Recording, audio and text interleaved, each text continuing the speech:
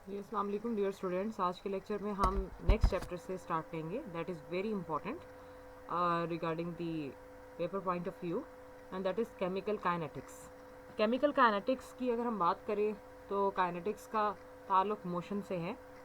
इस पर जाने से पहले जो है हमारे पास फिज़िकल केमिस्ट्री में केमिकल काइनेटिक्स का एक बहुत इंपॉर्टेंट रोल है और इसका ताल्लुक केमिकल रिएक्शन से होता है और इसमें केमिकल थर्मोडायनामिक्स, केमिकल इक्विलिब्रियम और इलेक्ट्रोकेमिस्ट्री के कॉन्सेप्ट्स भी इसके साथ रिलेट करते हैं। केमिकल थर्मोडायनामिक्स में हम देखते हैं कि रिएक्शन वेदर होता है या नहीं होता है या हो सकता है। सेकेंडली जो केमिकल इक्विलिब्रियम है ये हमें डायरेक्शन और एक्सटेंट ऑफ रिवर्सिबल रिएक्शंस के बारे में बताती है। इलेक्ट्रोकेमिस्ट्री नाम से जाहिर है जिसमें इलेक्ट्रिकल कॉन्सेप्ट आप लेंगे, यानी केमिकल रिएक्शंस में हम होने वाली तब्दीलियों के बारे में बात करते हैं। लाइक केमिकल एनर्जी किस तरह इलेक्ट्रिकल एनर्जी में कन्वर्ट होती है उसकी स्टडी, या इलेक्ट्रिकल एनर्जी केमिकल एनर्जी में किस तरह से कन्वर्ट होती है, यानी वाइस वर्सा कॉन्सेप्ट हम इसमें देखते हैं। केमिकल काइनेटिक्स की बात करें तो केमिकल काइनेटिक्स का ताल्लुक केमिकल रिएक्शन से है और ये तीन चीज़ों को कवर करता है। पहली, rate of a chemical reaction. दूसरी, डिफरेंट फैक्टर्स जो आपके रेट को कंट्रोल करते हैं, जैसे कि टेम्परेचर है, प्रेशर है, कंसंट्रेशन है, कैटलिस्ट है, सॉल्वेंट है। इसी तरह के मैकेनिज्म आपके पास क्या है रिएक्शन का, कि मैकेनिज्म से मुराद है कि हम वो रूट स्टडी करेंगे जिसके थ्रू रिएक्शन हुआ, प्लस उसमें किस किस्म के इंटरमीडिएट्स की नेचर शामिल थी जिसने रिएक्शन को प्रोसीड करवाया और रिएक्टेंट को प्रोडक्ट में बदल कर दिया।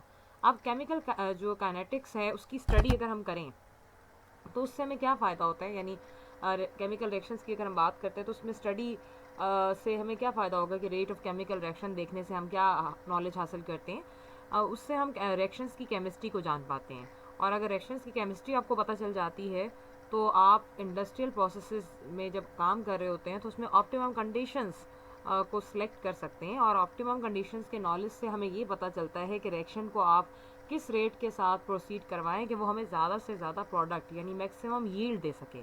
तो केमिकल काइनेटिक्स का बहुत अहम रोल है कमर्शियल यूनिट्स के अंदर। इससे जुड़ी हुई हम कुछ चीज़ें स्टडी करेंगे, like rates of chemical reaction. Rate basically क्या होता है कि किसी भी केमिकल रिएक्शन की speed with which reaction proceed, कि उस स्पीड के साथ एक मुतल्लिका टाइम में एक स्पीड के साथ आपके पास रिएक्शन जो है प्रोसीड कर रहा है और रिएक्टेंट प्रोडक्ट बना रहा है, उसे हम rate of a chemical reaction कहते हैं।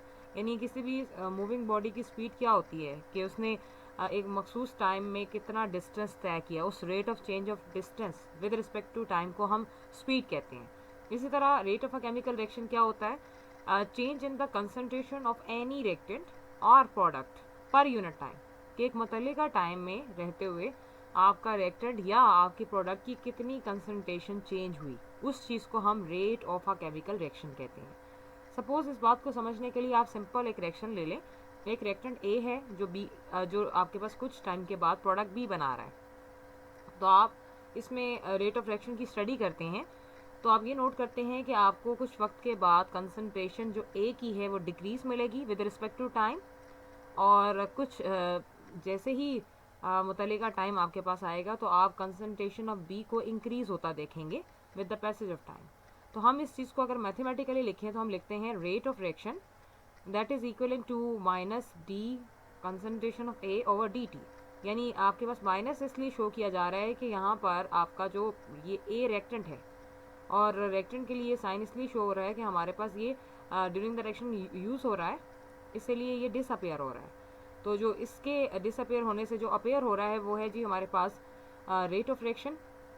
अगर जनरली हम इसमें से ले लें तो रेट ऑफ रिएक्शन में आपके पास जो बी है कंपोनेंट, इस बी कंपोनेंट को जो कि आपकी प्रोडक्ट है इसके साथ आप पॉजिटिव फिगर शो करेंगे, और डी ओवर डी टी के एक्सप्रेशन अभी हम देखेंगे कि ये स्मॉल चेंज इन कंसनट्रेशन को शो करता है विद रिस्पेक्ट टू टाइम। ऊपर आपने कंसनट्रेशन ली है, नीचे आपने टाइम लिया हुआ है। तो जो rate with respect to reactants होता है उसे नेगेटिव साइन से शो किया जाता है क्योंकि रिएक्टेंट की कंसनट्रेशन डिक्रीज होती है with the passage of time. इसी तरह जब आप प्रोडक्ट के हवाले से बात करेंगे तो उसके हवाले से जो रेट है वो पॉजिटिव होगा क्योंकि कंसनट्रेशन बी की इंक्रीज कर रही है हर लम्हे with the passage of time. दोनों रेट्स आपके पास इक्वल हो जाते हैं तो हम इस तरह से इनकी एक्सप्रेशंस को mathematically minus d concentration of A over D t is equal to plus d concentration of B over D t लिखेंगे। ये जो स्क्वायर ब्रैकेट है ये कंसनट्रेशन ए और बी की शो कर रहा है, जो कि मोल्स पर डेसीमीटर क्यूब में होती है। ये आपने याद रखना है कि कंसंट्रेशन को हमेशा मोल्स पर डेसीमीटर क्यूब में लिया जाता है। जो डी है ये रिप्रेजेंट्स करता है कि very small change in concentration with time, इसीलिए हम ये लिखते हैं D with concentration over time. So अगर हम D concentration of A over D T expression देख रहे हैं तो इसे हम कहेंगे differential of A with respect to time. D is actually differential. So जो डिफरेंस आप देखते हैं, अब ये जो रिएक्शन हमने देखा, लेट्स सपोज हमने उसका एक्सप्रेशन स्टडी किया। अब एक और हम रिएक्शन ले लेते हैं कि the rate with respect to the reactants and products. आपके पास यहाँ पर a प्लस बी है और ये c प्लस डी दे रहा है, तो आप इसका अगर लिखना चाहेंगे एक्सप्रेशन रेट ऑफ रिएक्शन के अतबार से, तो a और b के साथ आपको D concentration of a D concentration of b over D T लिखना होगा, लेकिन साथ माइनस का साइन दोनों के साथ लगाना है। और ये दोनों इक्वल होंगे कंसंट्रेशन ऑफ प्रोडक्ट्स के जो पॉजिटिव फिगर्स के साथ होंगे, जिसमें कंसंट्रेशन ऑफ C आ रहा है और कंसंट्रेशन ऑफ D आ रहा है। Those reactions in which the reactants and products have the coefficients other than unity, यानी 1 के अलावा कोई और coefficient है, तो उनके रेट्स कैसे इक्वलाइज होंगे। लेट्स सी द एग्जांपल कि अगर आपके पास A coefficient है A का, यानी A moles of A plus B moles of B gives us C moles of C plus D moles of D। So A B जो small a b और C D हैं ये हमारे coefficients हैं respective reactants and products के। तो हम इन्हें जब एक्सप्रेशन में शो करेंगे तो ये -1 ओवर a होगा for the first reactant coefficient with dA over dt। इसी तरह ये आपने स्क्वायर ब्रैकेट नहीं लगानी आपके पास, मतलब ये आपने सिंपल वो जो है ये स्क्वायर ब्रैकेट्स के साथ इसे शो करना है यहाँ पर a की कंसंट्रेशन को, और साथ -1 ओवर b हो जाएगा जो कंसंट्रेशन b का कोफिशिएंट है। इसी तरह आपके पास जो 1 ओवर c या 1 ओवर d आ जाएगा वो प्रोडक्ट्स की कंसंट्रेशन होगी जो पॉजिटिव फिगर्स के साथ होती है। अगर आपने पॉजिटिव नहीं भी लिखा तो इट्स एनफ के ये आपके पास शो कर रहा है। The rates have been divided by the coefficients to equalize the rates, यानी रेट को आपने जो है कोफिशिएंट से डिवाइड कर देना है। तो दिस इज द एक्सप्रेशन। आप रेट ऑफ रिएक्शन के यूनिट्स क्या होते हैं, अगर आप कंसंट्रेशन को एक्सप्रेस करते हैं मोल्स पर डेसीमीटर क्यूब में और टाइम को एक्सप्रेस करते हैं सेकंड्स में, तो आप देख सकते हैं कि अगर हम किसी एक एक्सप्रेशन को भी ले लें -d concentration of A over dt, तो A की कंसंट्रेशन क्या बनेगी मोल्स पर डेसीमीटर क्यूब और टाइम क्या होगा सेकंड। तो मोल्स पर decimetre cube as it is आ जाएगा और सेकंड जब ऊपर जाएगा तो ये पर सेकंड कहलाएगा। तो हमारे पास टाइम रिप्लेस किया जाता है। अब जैसा कि यहाँ पर हमने टाइम मिनट्स में लिया, आवर्स में भी होता है, डेज में भी होता है, ईयर्स में भी होता है, units will be accordingly return. और अगर आप टाइम के रिस्पेक्ट से आप ले रहे हैं तो उसमें पर minute per hour per day per year के हिसाब से एक्सप्रेशन यहाँ पे यूटिलाइज होगा। सो अब हम बात करेंगे रेट के एतबार से, rate of reaction that is instantaneous. Rate of reaction एक एवर चेंजिंग पैरामीटर है, ये आपके पास वक्त के साथ साथ बदलता रहता है और it goes on decreasing with the passage of time. तो पैसेज ऑफ टाइम जैसे टाइम बढ़ेगा आपके पास जो है रेट कम होता जाता है। उसकी वजह भी आप देखेंगे कि क्या होता है इसमें। The rate at a moment little bit smaller than the previous moment, it means that the reaction is very fast at the beginning, यानी शुरू में रिएक्शन तेज़ से काम करता है, फिर ये एक्सट्रीमली स्लो हो जाता है एट द एंड। तो हम इस बात को लेकर चलते हैं कि रेट आपके पास जो है डिक्रीज हो जाता है with the passage of time. The rate of a chemical reaction at a specific time is called instantaneous rate of the reaction. और आप किसी भी लम्हे में किसी भी स्पेसिफिक टाइम में आप जो रेट स्टडी करते हैं that is instantaneous rate of the reaction, यानी जो लम्हाती होता है किसी भी इंस्टेंट पर। इस पर्पज़ के लिए आप अगर देखें D of concentration A and D T, this is very very small. इसी तरह आप एक और टर्म भी देखेंगे जिसमें हम ये देखते हैं कि किस तरह से आपके पास एक सेकेंड कैटेगरी भी आती है केमिकल रिएक्शन की, that is average rate. Average हमेशा हम किसी दो स्पेसिफिक इंटरवल्स के दरमियान ही लेते हैं। लाइक यहाँ पर अगर आप रेट ऑफ केमिकल रिएक्शन की बात करें तो दो स्पेसिफिक टाइम इंटरवल्स के दरमियान जो रेट ऑफ रिएक्शन होगा वो एवरेज रेट ऑफ रिएक्शन कहलाएगा। और इसको डिनोट करने के लिए हम डेल्टा का साइन यूज़ करते हैं। और the average rate of reaction हमारे पास क्या है, delta concentration of A over delta T. तो ये डेल्टा आपको बता रहा है कि हम एवरेज रेट की बात कर रहे हैं और इंस्टेंटेनियस रेट के लिए हम डी का एक्सप्रेशन यूज़ करते हैं। तो एवरेज और इंस्टेंटेनियस रेट इक्वल होते हैं किसी भी इंस्टेंट पर, किसी भी टाइम इंटरवल पर, लेकिन शुरू में इंस्टेंटेनियस रेट ज़्यादा होता है एवरेज रेट से, और फिर एवरेज रेट और इंस्टेंटेनियस रेट इक्वल हो जाते हैं until it approaches to zero. कि टाइम ज़ीरो होने पर दोनों एक दूसरे के इक्वल हो जाते हैं। तो ये दो आपने प्रीवियसली भी ये आपने प्रीवियस क्लासेस के अंदर ये एवरेज और इंस्टेंटेनियस रेट देखा हुआ है। Sample problem 7.1, A hypothetical reaction in the gas phase is 2A is equal to 4B plus C. The reaction is happening in a closed vessel. The concentration of B is found to increase by 8 into 10 to the power minus 3 mole per decimeter cube in 10 seconds. Calculate the rate of appearance of B and rate of reaction and rate of disappearance of B. A. सो यहाँ पर आपने पहले तो एक तो rate of reaction निकालना है, इसको देख लेते हैं एक्सप्रेशन को पहले, जो हमें 2A is equal to 4B plus C दिया हुआ है। और अब आपको कहा गया है रेट ऑफ रिएक्शन लिखें, तो रेट ऑफ रिएक्शन अभी पीछे आप पढ़ कर आए कि कोफिशिएंट्स को आपने डिवाइड करना होता है कंसनट्रेशन से, तो -1/2 dA/dt is equal to minus नहीं, ये प्रोडक्ट है तो +1/4 d concentration of B/dt is equal to d concentration of C/dt। ये एक्सप्रेशन आ जाएगा आपके पास। अब rate of appearance of B उसने मालूम करने को कहा है, तो rate of appearance of B किसके इक्वल होगा कि increase in concentration of B over time taken. Appearance है ना, तो आपने dB/dt मालूम करना है। तो कंसंट्रेशन ऑफ जो बी है वो ऊपर आपको दी हुई है 8 इंटू 10⁻³ वो आप पुट करेंगे, टाइम भी आपको उसके साथ ही दिया हुआ 10 सेकेंड्स को पुट करेंगे, तो आपको रेट ऑफ अपीयरेंस मिल जाएगा। अब आपने रेट ऑफ रिएक्शन का एक्सप्रेशन लिखा था जो हमें ये बता रहा था कि अगर हमें बी के हवाले से बात करनी है तो 1/4 dB/dt है। तो अगर आप इस एक्सप्रेशन को ज़हन में रखें तो हम लिख सकते हैं कि rate of reaction 1/4 rate of appearance of B है। तो rate of appearance of B तो अभी आपने निकाला, तो आप इसको इस जगह को rate of appearance of be consider करेंगे जिसकी वैल्यू आप अभी निकाल चुके हैं, तो वो यहाँ आप पुट करेंगे। तो आप इसे 1/4 से जब मल्टीप्लाई करेंगे तो 2 इंटू 10⁻⁴ मोल पर डेसीमीटर क्यूब पर सेकेंड आएगा। अब हमने देखा कि हमारे पास ये जो 1/2 dA/dt ये हमारा रेट ऑफ डिसअपीयरेंस ऑफ ए है, हमें ये भी मालूम करना है। तो हम रेट ऑफ डिसअपीयरेंस ऑफ ए को रेट ऑफ रिएक्शन के इक्वल मानते हैं, यानी उसका डिसअपीयर होना प्रोडक्ट के अपीयर होने के बराबर है। तो रेट ऑफ डिसअपीयरेंस ऑफ ए अगर आपके पास रेट ऑफ रिएक्शन के इक्वल है तो इस स्टेटमेंट को लेते हुए हम ऊपर वाले एक्सप्रेशन को जो कि हमने अभी निकाला रेट ऑफ रिएक्शन वो यहाँ पुट करेंगे।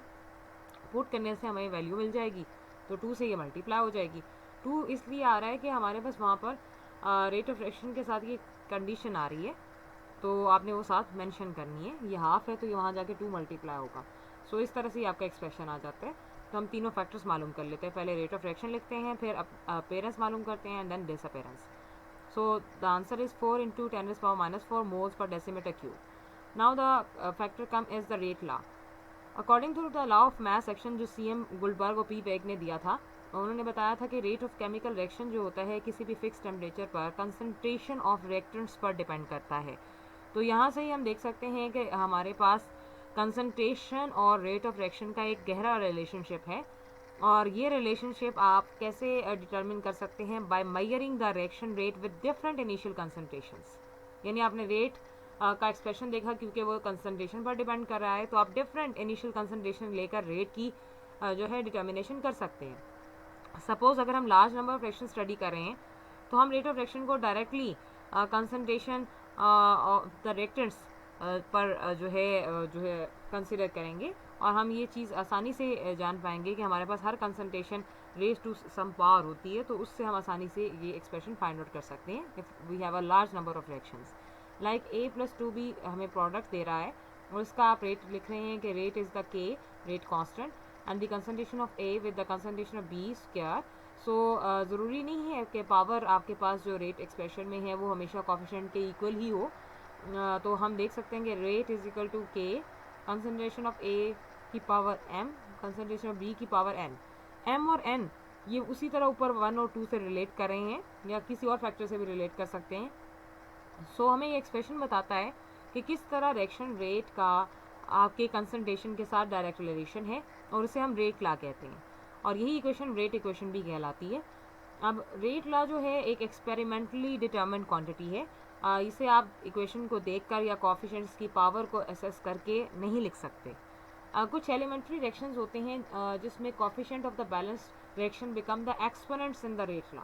ये कोएफिशिएंट वही जाकर एक्सपोनेंट्स बन जाते हैं, लेकिन usually power of concentration in the rate law are different from the coefficients. Elementary reactions में हम ऐसा देखते हैं, लेकिन मोस्ट ऑफ द केसेस में कंसंट्रेशन की जो पावर होती है वो कोएफिशिएंट से डिफरेंट होती है। लाइक आप देख सकते हैं हाइड्रोजन आयोडाइड का 2 हाइड्रोजन आयोडाइड बनाना, आप अगर इसका रेट का एक्सप्रेशन देखें तो रेट कांस्टेंट आएगा, और concentration of hydrogen with concentration of iodine वही आपका एक्सप्रेशन गया पावर में जो यहाँ रिएक्टेड में था।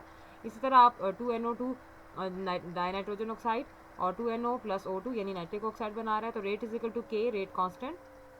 कंसंट्रेशन ऑफ NO2 की पावर ट्वाइस है जो इसके कोफिशिएंट से रिलेट कर रही है। इसी तरह नेक्स्ट में भी आप अमोनिया की डिकम्पोजिशन देख रहे हैं और नाइट्रोजन हाइड्रोजन को बनते हुए देख रहे हैं, तो उसमें भी जो अमोनिया है, अमोनिया के लिए आपके पास ये फैक्टर है। अब दो केसेस आप देख सकते हैं जिसमें आपको पहला एक्सप्रेशन समझ में आया कि इनके कोफिशिएंट्स ही इनके पावर्स बने रेटला एक्सप्रेशन में, लेकिन थर्ड और फोर्थ एग्जाम्पल में आप देख सकते हैं कि ऐसा नहीं है। यहाँ पे कोफिशिएंट अमोनिया का 2 है, लेकिन रेटला एक्सप्रेशन में जो कंसंट्रेशन ऑफ अमोनिया है विद द पावर वो 0 है। सो ऐसा भी एक्सपेक्ट हम करते हैं जो सेकंड केस में आएगा।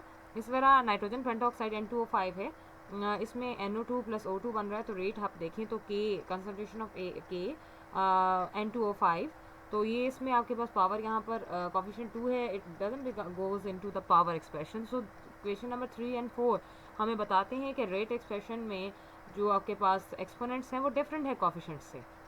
तो ये आप फ़र्क देखते हैं। ये रिएक्शंस कॉम्प्लेक्स होते हैं और एक से ज़्यादा स्टेप्स में होते हैं। नेक्स्ट आ जाता है molecularity of a chemical reaction. Chemical reaction की मॉलिक्यूलरिटी की बात करें तो ये कॉम्प्लेक्स भी होते हैं, एलिमेंट्री भी होते हैं, एक ही चीज़ है ये। एलिमेंट्री रिएक्शंस एक स्टेप में होते हैं, लाइक वाइल कॉम्प्लेक्स रिएक्शंस जो है 2 या उससे ज़्यादा स्टेप्स पर होते हैं। एलिमेंट्री का स्टेप एक ही होता है, सिंगल। तो molecularity of an elementary reaction is the number of reactant molecules involved in a reaction. Molecularity होती है कि किसी भी रिएक्शन में कितने नंबर ऑफ मॉलिक्यूल्स पार्टिसिपेट कर रहे हैं उस रिएक्शन को प्रोसीड करने में। सपोज हमारे पास एक मॉलिक्यूल रिएक्शन में हिस्सा ले रहा है एलिमेंट्री रिएक्शन में, तो हम उसे यूनिमॉलिक्यूलर कहेंगे। अगर 2 मॉलिक्यूल्स हिस्सा ले रहे हैं तो वाई मॉलिक्यूलर, 3 मॉलिक्यूल्स ले रहे हैं तो टर्म मॉलिक्यूलर। तो इस तरह से हम देखते हैं। यहाँ पर आप एक ब्रेकेज देख रहे हैं, breakage of bromine molecule to bromine atoms and the conversion of maleic to fumaric acid are unimolecular reaction. Let's see कि ब्रोमीन टूटा और 2 ब्रोमीन उसने बनाया, तो आपके पास ये भी एक केस आ रहा है यहाँ पे ब्रेकेज। इसी तरह मैलिक एसिड आपके पास एक ही मॉलिक्यूल है ना जनरली, तो ये आपके पास मैलिक एसिड है जिसमें जो फ्यूमेरिक एसिड में कन्वर्ट होता है, जस्ट कि नीचे वाला ग्रुप रोटेट कर जाता है तो COH इस तरफ आ गया और H दूसरी तरफ चला गया, तो ये फ्यूमेरिक एसिड बन गया। तो इसमें भी एक ही मॉलिक्यूल है, इसीलिए हम इन दोनों नेचर ऑफ रिएक्शंस को यूनिमॉलिक्यूलर कंसिडर करेंगे। बाइक मॉलिक्यूलर में आप देख सकते हैं ये हाइड्रोलिसिस है इथाइल एसीटेट की, जिसमें एसिटिक एसिड और एथेनॉल बना है, तो इसमें 2 मॉलिक्यूल्स इन्वॉल्व हैं, ये बायोमॉलिक्यूलर है। इसी तरह आपके पास हाइड्रोजन आयोडाइड की डिकम्पोजिशन जिसमें हाइड्रोजन और आयोडीन बनते हैं, 2 मॉलिक्यूल्स इन्वॉल्व हैं, ये भी बायोमॉलिक्यूलर है। इसी तरह आप नाइट्रोजन डाइऑक्साइड और नाइट्रस क्लोराइड की बात करें तो ये टर्म मॉलिक्यूलर रिएक्शंस हैं, इसमें 3 मॉलिक्यूल्स आपके इन्वॉल्व हो रहे हैं, 2 नाइट्रिक ऑक्साइड और 1 ऑक्सीजन। इधर नीचे भी 2 नाइट्रिक ऑक्साइड और 1 क्लोरीन, तो दोनों ने मिलकर अपने respective products nitrogen dioxide and nitrous chloride बनाया, तो इसे नाइट्रोसाइल क्लोराइड भी कहते हैं जनरली। तो NOCl या NOBr नाइट्रोसाइल क्लोराइड में कंसिडर किए जाते हैं। तो इस तरह से ये रिएक्शंस हमारे पास मॉलिक्यूलरिटी को शो करते हैं। नेक्स्ट में हमारे पास आ जाएगा रेट ऑफ हाई मॉलिक्यूलरिटी। अगर हम उसकी बात करें तो वो बहुत रेयर होते हैं। काइनेटिक मॉलिक्यूलर थ्योरी इस चीज़ को एक्सप्लेन भी करती है कि rate of a chemical reaction proportional होता है नंबर ऑफ कोलियंस के जो रिएक्टिंग मॉलिक्यूल्स के दरमियान जो during the reaction take place होते हैं। साइमल्टेनियस कोलियंस 3 और मोर देन 3 मॉलिक्यूल्स का जो चांस है वो डिक्रीज हो जाता है नंबर ऑफ मॉलिक्यूल्स से। स्लोएस्ट स्टेप आपके पास रेट डिटर्मिनिंग स्टेप होता है। इस चीज़ को समझने के लिए आप डिकम्पोजिशन देखेंगे N2O5 की। डाई नाइट्रोजन पेंटॉक्साइड जो टूटता है तो 4 नाइट्रोजन डाइऑक्साइड प्लस ऑक्सीजन बनाता है, तो ये बहुत सारे स्टेप्स पर ये काम होता है, तब जाकर ये फाइनली प्रोडक्ट बनती है। अगर आप इसको देखें तो हमारे पास ये जी N2O5 जब पहली दफ़ा पहला रिएक्शन है तो ये स्लो है, पहला रेट कांस्टेंट K1 कहलाएगा, तो ये NO3 प्लस NO2 में कन्वर्ट होता है। नेक्स्ट में यही NO3 और NO2 आपको N2O5 की फॉर्म देते हैं। फर्दर ये फिर डिसइंटीग्रेट होते हैं K3 में, तो ये NO2, O2 और NO की फॉर्म देगा। फाइनली यही NO2O5 आपके पास K4 में NO2 देगा। अगर आप इस पूरे रिएक्शन को देखें तो इसमें बहुत सारे फैक्टर्स एक दूसरे के साथ कैंसिल हो जाएंगे, तो वो आप कैंसिल कर दें, तो बाकी फैक्टर्स को आप अलग कर दें, तो आप आराम से जो है इस पूरे रिएक्शन की साइंस समझ पाएंगे कि किस तरह से काम हो गया, किस तरह से आप नेक्स्ट में लेकर चल सकते हैं। तो ये आप एलिमेंट्री रिएक्शंस का ओवरऑल देखें तो आपको 2N2O5 मिलेगा, ये N और ये N, बाकी ये यहाँ से कैंसिल कर दें, ये भी यहाँ से कैंसिल हो जाएगा, ये भी आपके पास कैंसिल हो जाएगा इधर से। तो इसी तरह आपके पास फर्दर NO2 निकलेगा, ऑक्सीजन बच जाएगी यहाँ से, यानी ये 2 फैक्टर्स बच जाते हैं, ऑक्सीजन बच जाती है, NO2 बच जाता है, बाकी सारे फैक्टर्स आपस में कैंसिल आउट हो जाते हैं। तो इस तरह से हम जो है इन फैक्टर्स को देख सकते हैं कि किस तरह से आप जो है कैंसिलेशन के थ्रू सारे सिस्टम्स में चीज़ों को वाइंड अप देखते हैं। तो फाइनली हमारे पास ये ऐसे एलिमेंट्री प्रोसेसेस का जो ओवरऑल रिएक्शन है उसमें फर्स्ट स्टेप रेट डिटर्मिनिंग होता है, और उसमें जितने भी मॉलिक्यूल्स इन्वॉल्व होंगे वही हमारे रिएक्शन का हिस्सा होंगे, इसीलिए मॉलिक्यूलर रिएक्शंस होते हैं. It is meaningless to give the molecularity of the overall reaction because it is made up of several elementary reactions, और हर reaction की अपनी ही एक molecularity है. So simply molecularity of this reaction is the number of molecules or atoms taking part in a rate determining step. के rate determining step में आपके पास कितने molecules involve है, क्योंकि rate determining step में आपका एक ही molecule involve है, तो इसीलिए हम इसे unimolecular मान रहे हैं. Order of reaction. Order of reaction क्या होता है? The order of reaction is the sum of the exponents of concentration terms in the rate equation. अभी आपने रेट इक्वेशन देखी, उस रेट इक्वेशन में जो कंसंट्रेशन है उनकी जो एक्सपोनेंट्स हैं उसका सम ऑर्डर ऑफ रिएक्शन कहलाता है. लेट्स सपोज हमारे पास एक रिएक्शन है A moles of A plus B moles of B gives us C moles of C plus D moles of D. तो ये जो कंसंट्रेशंस हैं, क्योंकि रेट तो सिर्फ और सिर्फ कंसंट्रेशन ऑफ रिएक्टेंट पर डिपेंड करता है, तो rate is equal to rate constant K, concentration of A, उसके ऊपर एक्सपोनेंट जो पावर बनेगी वो A आ जाएगी. इस तरह कंसंट्रेशन ऑफ B की पावर जो होगी स्मॉल b, तो A is the order with respect to capital A and small b is the order with respect to capital B. तो ओवरऑल ऑर्डर हम क्या कहेंगे, दोनों का सम, जो एक्सपोनेंट्स का सम होगा, और ये एक्सपोनेंट्स किसकी हैं, कंसंट्रेशन यूनिट्स की हैं, तो आप ओवरऑल ऑर्डर को लिख सकते हैं A प्लस B. तो इसी तरह आप रेट लिखें अगर K A power to M and B raise to the power N, तो ऑर्डर क्या बनेगा यहाँ पर M प्लस N. तो ये सिचुएशन पर डिपेंड करता है. जब रिएक्शन कॉम्प्लेक्स होता है तो it is taking part in more than one steps. तो molecularity and order of reaction identical होते हैं for the elementary reactions, and the comparison of these is as follows. के ऑर्डर और मॉलिक्यूलरिटी को देखें तो क्या फ़र्क आप देखते हैं कि number of molecules whose concentration change in a chemical reaction, जिसे हम ऑर्डर कह रहे हैं, और मॉलिक्यूलरिटी क्या है, the number of molecules involve in a chemical reaction. तो आपके पास यहाँ चेंज आ रहा है, यहाँ पे वो कितने शामिल हैं रिएक्शन में, तो ये डिफरेंस पहला है. दूसरा, it is the sum of exponents in the rate expression, यानी रेट एक्सप्रेशन में सम ऑफ एक्सपोनेंट्स को ऑर्डर हम कहते हैं, और it is the sum of the moles of the reactants that take part in the chemical reaction. तो ये reactants के मोल्स का सम है. ये एक्सपेरिमेंटल क्वांटिटी है और ये थ्योरेटिकल क्वांटिटी है, और इसे हम काइनेटिक स्टडी से हासिल करते हैं, इसे हम बैलेंस्ड इक्वेशन से हासिल करते हैं. ये फ्रैक्शनल होता है और ये होल नंबर. ये आपके पास इसकी वैल्यू 0 के इक्वल होती है और ये कभी 0 नहीं होता. इसकी मैक्सिमम वैल्यू मे बी 3 और इसकी value may be greater than 3. अब हम ऑर्डर फ्रैक्शन की पहली कड़ी को देखेंगे, that is zero order reaction. Zero order reaction क्या होते हैं, those chemical reaction in which rates are independent of the concentration of the reactants are called zero order reaction. ऐसे केमिकल रिएक्शन जिसमें रेट कंसंट्रेशन ऑफ रिएक्टेंट पर से independent हो, depend ही ना करे, तो ऐसे भी कुछ केसेस हैं जिन्हें हम जीरो ऑर्डर मानते हैं. लाइक लेट्स सपोज कि हमारे पास एक सब्सटेंस ए है और वो डिकम्पोज हुआ और उसने प्रोडक्ट बना दी, जैसा कि आप देख सकते हैं ए गिव्स अस प्रोडक्ट. और ए के सपोज कर लेते हैं कि ए मोल्स थे, जो आपके पास टाइम जब ज़ीरो था तो ए मोल्स ऑफ ए ने प्रोडक्ट नहीं बनाया, तो हमने उसे ज़ीरो मोल्स कंसिडर किया है. लेकिन जैसे ही टाइम गुजरा, किसी भी टाइम टी पर हमारे पास एक्स मोल्स ए में से जो है यूटिलाइज हुए और उन्होंने प्रोडक्ट बनाई, तो हम कहते हैं कि हमारे पास एक्स मोल्स ऑफ प्रोडक्ट तो बने, लेकिन ए में से एक्स माइनस भी होगा, क्योंकि ये इस्तेमाल हुआ और इसने प्रोडक्ट बनाई, तो ए माइनस एक्स आ जाएगा और वही अमाउंट हमारी यहाँ प्रोड्यूस होगी जिसे हम एक्स मोल्स कह रहे हैं. तो आप ऐसे एक्सप्रेशन का रेट ऑफ रिएक्शन लिखें तो that is equivalent to rate constant, और कंसंट्रेशन आपने ए की लिखनी है जो क्योंकि रिएक्टेंट पर डिपेंड करता है, तो पावर क्या आ जाएगी, 0. ये आपने चीज़ें जहन में रखनी है कि किस रिएक्शन को हम जीरो ऑर्डर कह रहे हैं, किसको फर्स्ट ऑर्डर कह रहे हैं, और ये सारी एक्सपेरिमेंटल क्वांटिटीज़ हैं जिसे आपने लर्न करना है. तो ये हमारा एक्सप्रेशन रेट ऑफ रिएक्शन क्या बन जाएगा, dx ओवर dt, और a की पावर 0, किसी भी चीज़ की पावर 0 हो तो वो 1 के इक्वल होता है, तो यहाँ से ये ख़त्म हो जाएगा तो k रह जाएगा, तो dx over dt is equal to k. तो ये हमारा एक्सप्रेशन बनेगा, और k एक रेट कांस्टेंट है for zero order reaction. It means that के rate of change of concentration of the product is a constant quantity, यानी rate of change of concentration of the product is a constant quantity. In order to integrate this equation separate the variables by taking dt on the right hand side. तो आप क्या expression यहाँ पर निकाल सकते हैं कि आप देख सकते हैं कि हमारे पास जब हम इस इक्वेशन को कैसे सॉल्व करेंगे, यहाँ पर आप देख सकते हैं कि रेट ऑफ रिएक्शन का के एक्सप्रेशन में आगे कोई कंसंट्रेशन टर्म नहीं है, इसीलिए ये रेट जो है rate of chemical reaction independent of the concentration of reactant है.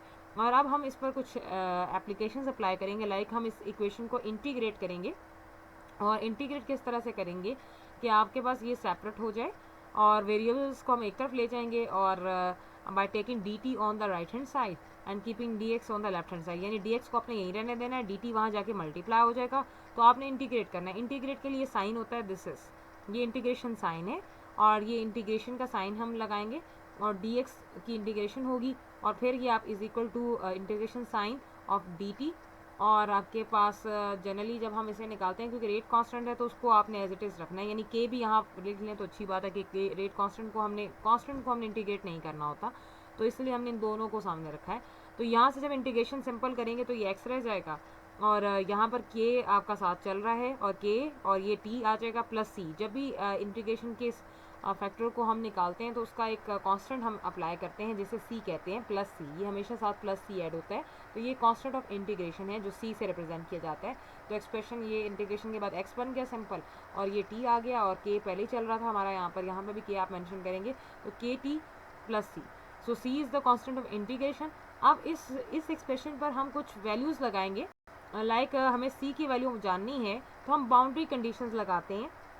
ये बाउंड्री कंडीशंस आपने हमेशा याद रखनी है कि जब भी किसी रेट ऑफ एक्सप्रेशन की हम इंटीग्रेशन करेंगे देन उसमें इस तरह से कांस्टेंट आएगा तो हमने बाउंड्री कंडीशंस लगानी होती है जो कि हमेशा ये होती हैं कि when time is equal to 0 x is equal to 0।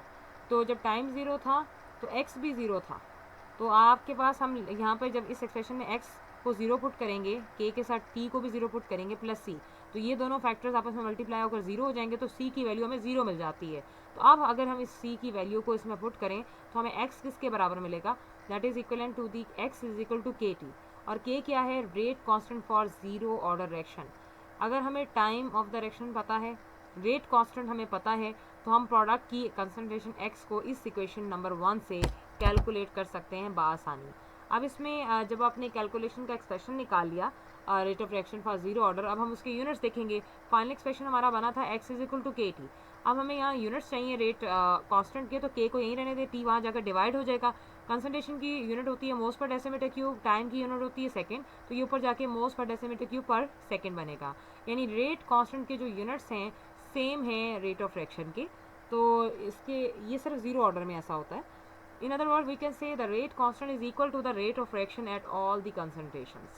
So ये हमारे पास यूनिट आ गए। अब एग्जांपल्स अगर हम देखें जिनमें जीरो ऑर्डर रिएक्शन फॉलो होता है, अमोनिया की डिकम्पोजिशन जो अभी प्रीवियसली आप देख रहे थे ऑन टंगस्टन, या आपके पास PH3 के कॉम्बिनेशन में होगा जिसकी आपके पास मोलिब्डेनम ऑक्साइड पर या गोल्ड सरफेस पर हाइड्रोजन आयोडाइड की अगर हम डिकम्पोजिशन देखें तो ये भी हमारे पास एक पॉसिबिलिटी है। जीरो ऑर्डर रिएक्शंस हैं, जैसे अमोनिया टंगस्टन की मौजूदगी में नाइट्रोजन और हाइड्रोजन में कन्वर्ट हो रहा है और रेट ऑफ रिएक्शन में हम देख रहे हैं कि कोफिशिएंट 2 है, तो ये फिर भी रेट ऑफ एक्सप्रेशन जो कंसंट्रेशन है पावर है वो 0 है, तो क्योंकि ये जीरो ऑर्डर रिएक्शन है, ये डिपेंड नहीं करता कंसंट्रेशन पर इनिशियल। इस तरह आपके पास फॉस्फीन है BH3, इसमें भी अगर आप कंसंट्रेशन देखें तो 0 है, मोलिब्डेनम की मौजूदगी में ये फॉस्फोरस और वाटर में कन्वर्ट होगा, तो ये भी जीरो ऑर्डर है। और गोल्ड सरफेस पर मौजूद हाइड्रोजन आयोडाइड की डिकम्पोजिशन भी जीरो ऑर्डर है। सो इसी तरह लाइट डिपेंडेंट जो रिएक्शन होते हैं photochemical reactions, the rates are constant and they don't depend upon the concentration of the reactants, they only depend upon the light. ये लाइट डिपेंडेंट होते हैं, ये इनिशियल कंसंट्रेशन से का कोई ताल्लुक नहीं होता। तो photochemical combination of hydrogen and chlorine हमें HCl देता है which is carried out over water saturated with the reactants and is no doubt quite complex, but zero order होता है। जीरो ऑर्डर इसलिए कि इनिशियल कंसंट्रेशन पर डिपेंड नहीं कर रहा, वो रिएक्शन जो एंजाइम कैटालाइज करते हैं वो भी जीरो ऑर्डर होते हैं। This is all about for today. Next में हम नेक्स्ट ऑर्डर ऑफ रिएक्शन को स्टडी करेंगे। Best of luck.